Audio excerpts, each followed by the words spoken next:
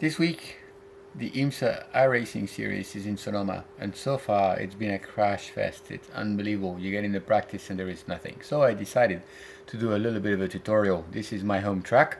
So this is a lap in the C7 DP that I'll be commentating through.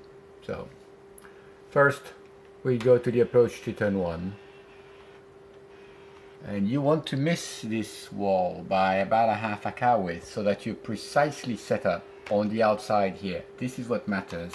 A lot of people just dive too far on the inside too soon, and there is a big bump that is hard to understand in the sim, but that really upsets the car. So you want to be outside here. In the C7 DP you need to do a little bit of a brake, downshift to 5th gear if you set up the gearing correctly, and then you go up right under that Kimoda sign up on the bridge, and then aim for the apex right here. Sometimes I drop a wheel in the dirt here. I do that in a real car too, occasionally. But you go right to here, and then the trees back here are what you want to use for aim. There is a railing here that is more obvious when there are no crowd, but the trees in real life, it is the second tree to the right. Here there is one more to the right, so it is actually the third. The third tree is what you want to aim at. Once you are lined up with this, you do not need to go any further left. Anything you go over left here with the off camber, it's wasted time.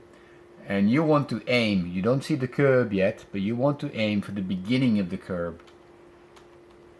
Right there. You want to get on the flat painted surface, not the elevated one.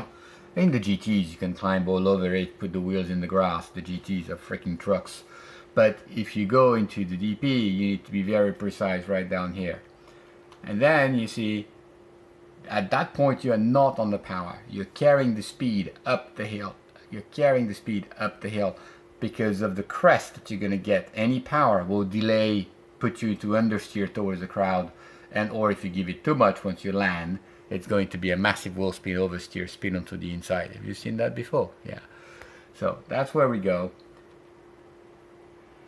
Open up the hands, track out as much as you can. This is critical here. Very difficult to put the power down out of turn 2. Then you go set up for turn 3. And turn 3 you see there is a dip and then a big compression. Right now the roll bar is in the way. And so you can turn in a little bit earlier than you would expect. And then, against all rules, you can add both throttle and steering and go up. It's critical that you give it some throttle so that you load the car onto the rear. Stay left. That is critical. 3A, there is no grip. 3A is light. It's the recipe for you to feel 0 G's. So you want to be going as straight as possible over there. You see right now, my hands are starting to turn to the right already. You want to nibble at this curb, and you make the car transition to the right with a sharp cut off the throttle, and then as soon as it turns you can go back to some throttle over on the rise. In the DP, if you do this right, you just barely touch the rev limiter just before the end of the curb, and the end of this curb is a very solid reference for brake marker since we don't have any. So you need to brake right before that. And then turn 4, you're entering in a descent and you keep getting steeper and steeper and steeper. So basically your car wants to jump off the cliff. So you need to keep it loaded on the front. It's trail braking by excellence. You need to carry the brakes all the way until almost the apex right here. And then pick up the gas on the way out. Very difficult corner. A lot of incidents here. Turn 5 is a no-brainer. Flat out. Do track out. It's actually one of the best passing zones in the DP on the outside of the GTs out here, because now you get into turn 6 and you're on the inside, as opposed to if the GT tries to stay on the outside, it's like no man's land for everybody. Over turn 6 you do not need to be all the way to the right because of the camber, which you're going to see on the approach. You turn in over the crest, and then you want to be middle of the road at best, or tighter. You see I'm really tight into here. I'm not on the gas until about now. It doesn't matter what you do, it doesn't matter how you approach this corner, turn 6. Your minimum speed will be just about where we are now. So might as well carry the speed on the way on the top and be patient. If you try to get back to power anywhere before this, you're going to understeer off and or overslow. So you go right through here, and now hard on the power. That compression we just rode through will catch the car and send you and keep you on it. Very difficult. Don't drop a wheel in the curb. I actually crashed there yesterday in the virtual car. I was so mad. Brake reference. You see those boards on the left? Those are them. In the DP, for me, it's basically the green one. The red one is too far, but it's the second one that I go into here. And then brake. Now, with the wheelbase of this car, we need to get to the apex here. Now, if you're driving something like the Porsche is a much shorter wheelbase, you will want to miss this by about here. So that one throw of the steering wheel gets you to the second apex. That's what matters. This is where you need to be. You can see the positive camber. If you're out wide, you're never coming back. You need to be right here. You can't hit that curb. It's severe. But you need to be right here already, as you can see on my case, opening up the hands and putting the power down so that you maximize your speed into the S's. Now, this is no name. Then we have to last chance here. This is last chance to be right. In these cars too big, you can't do it like we do in the Formula cars, but you still need to be precise on that curb. Touch that curb over here. If you can, avoid to jump the other one so that you are the straightest possible towards the outside, and then you turn. You see that the elevation change into 8. Right here is all downhill, but you cannot see the track because it drops down, and that's where the problem is. So you need to minimize the stress on the car right there. So you get to the apex a little bit earlier, get on, compromise somewhat, less than you think.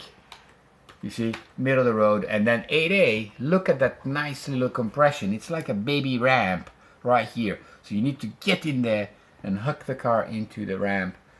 Using the curb is fine too. Right there. And then reference for me is those light poles. Now these are placed correctly in real life. And these 4 here at this angle, they kind of look like the fingers on your hand together. And this 5th one stands out. If you lock your eyes on that 5th one from the left, the one that is isolated, you'll pick it up. You will track out right where you need to be. This is true in our F3 cars, this is true in the KTM, this is true in all of the low cars where you can't see. Lock yourself on that 5th lamppost. By the time you have to let go of it, you can see the track. And then, depending on what you drive, you can rim the inside of 9 or you have to go out. Now here, that Toyota sign is, as soon as you are straight with the O, that is when you want to make your speed adjustments. Today, these are no longer the signs. They're still Toyota signs, but they're not these signs. And that's where you do your speed adjustments. See, my hands will go straight. I'll do a little bit of braking, turn in, and you actually want to get to the very beginning of this apex. And then you will shoot for the Kimoda over there. You can see in the DP with the downforce, we actually can take that curb with the setup that I have on and track out.